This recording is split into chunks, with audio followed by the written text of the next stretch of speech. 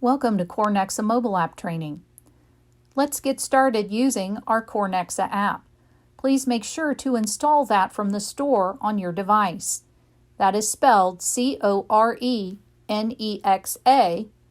all one word. Once you have it installed, open the app and you'll get this sign-in screen. You're going to input the username and password provided by your system administrator to gain access to the app.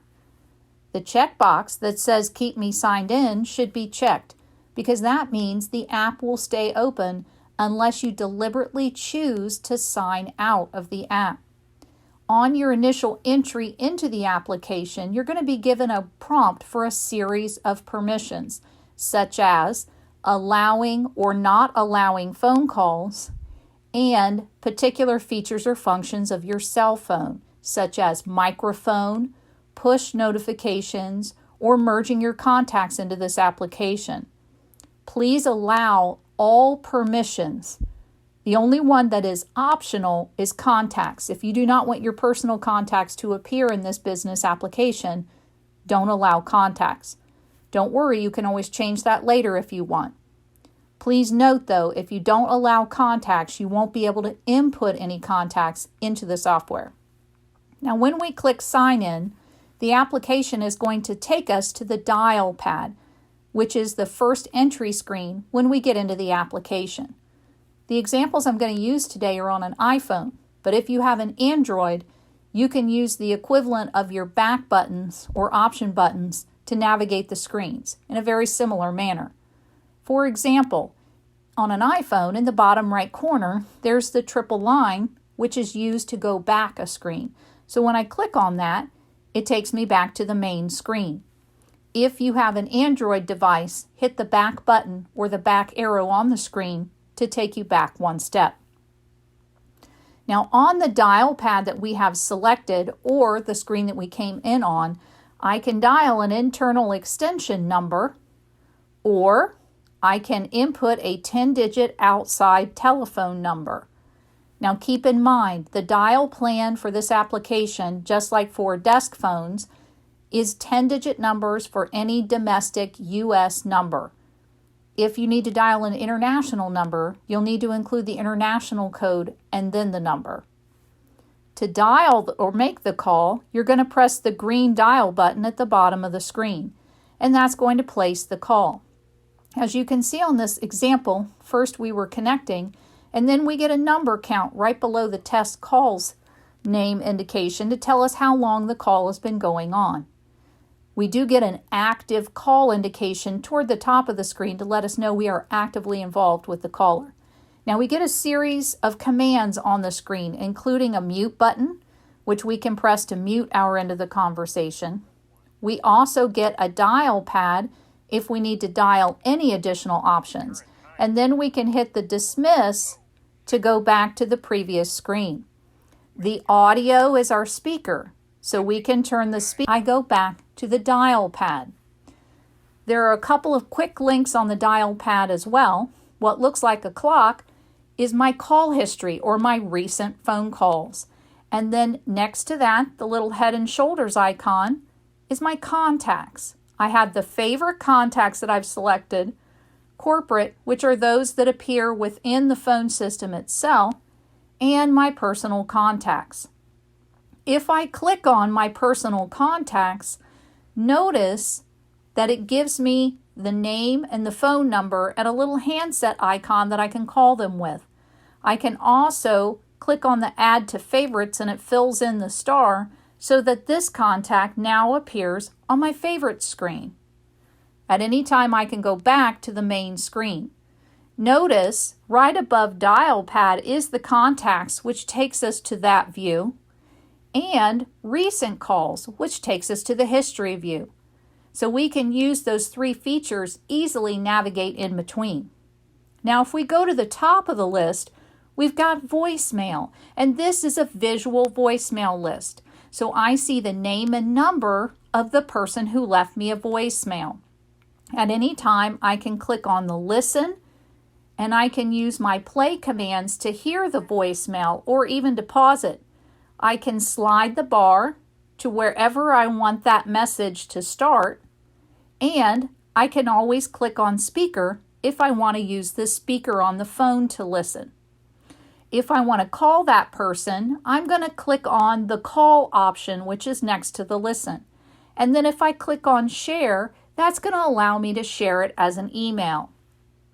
Now, if I want to delete this message, it depends on your cell phone what options you have, but you can click on the delete in the upper right corner of the app, and it will let you pick on a radial button which one of those messages you want to delete.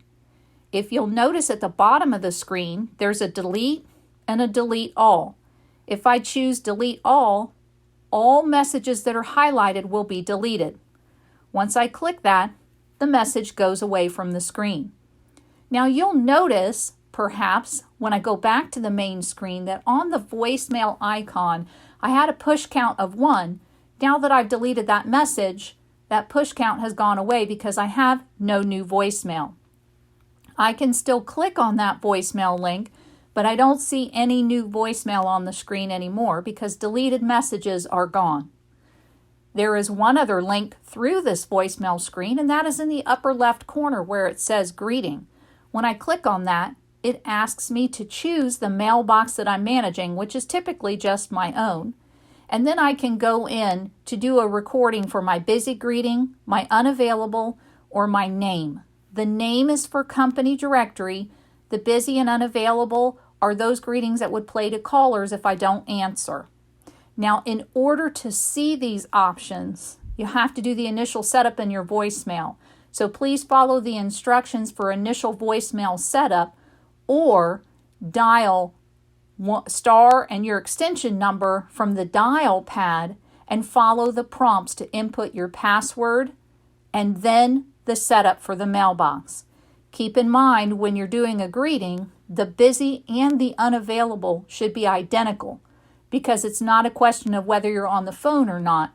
It's different types of routing in the system to get to you. So please make the busy and unavailable identical. If you need to set up a greeting temporary for like vacation, I highly recommend just recording the unavailable because that's the message callers hear almost all the time. Now, as we're going back to our main screen, we looked at voicemail, which was the top item on our list. Let's look at messages. Messages is chat messages, and these are chats that we have going with outside numbers. Now, keep in mind, please, that this does need to be activated on your account, so you will not have access to chat if it's not turned on your extension. I can see that I have a new chat message from Robin, and when I click on that, I can see the message that Robin sent me. So I can send a message back to her just like any other chat program by typing in the entry field. I can even attach a file or an image to my message if I wish. So I click on the send, and now, just like most other chat message programs, I see that I have a response, or that person can even send me a reply back. So anytime I get a new response from that person, I can simply receive a reply back. And as you can see, it gives me that indication on the screen. Again, just like any other messaging or chat program, the whole conversation is visible. If at any time I am done with a conversation, I can slide to the right and hit leave, or I can even hit mute and I won't see updates on that new conversation. Now, the next item below messages on our main screen is conference calls. And conference calls may show you a list of conference calls that you can be the moderator for or just attend. You have to have permission to get into those conference calls, but this would be a prearranged conference call that outside callers would sign into. Please see separate information for using those conference bridges. Now let's go to our very bottom option, which is settings. When we select settings, we have the settings that the app can control. The first one is inbound calling. Either I want to accept calls through the app or I don't want to accept calls through the app. This does not affect my desk phone. This simply means when I receive a phone call, do I want to hear it in the app or not? The next option down, which is Do Not Disturb, does affect my desk phone. If I turn on Do Not Disturb, not only is my app placed in Do Not Disturb, my desk phone is placed in Do Not Disturb. And in this way, I have an indication on this phone, but I have none on my desk phone. So be very careful with that Do Not Disturb, that you turn it off before you leave the app so you don't forget. Otherwise, you'll be calling us and telling us, now I'm not getting any calls on my desk phone, and this is the first setting I'm going to have you check. The next option down is Call Forward Always, and I can turn that on if I need to have my calls forwarded to another extension or an outside number. Since you have routing to your mailbox, callers typically don't need to use this call forwarding, but it is there if there's an issue with your cell phone and you need it to go to another number. Please do not forward calls back to your extension.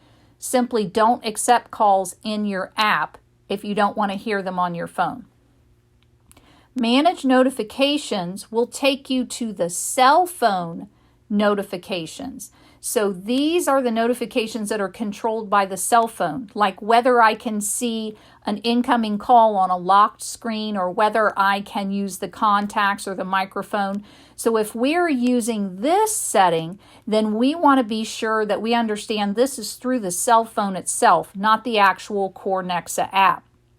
Now, when I get back into the Corenexa program, I can choose how I can see recent calls, which would be my extension or all extensions that I manage.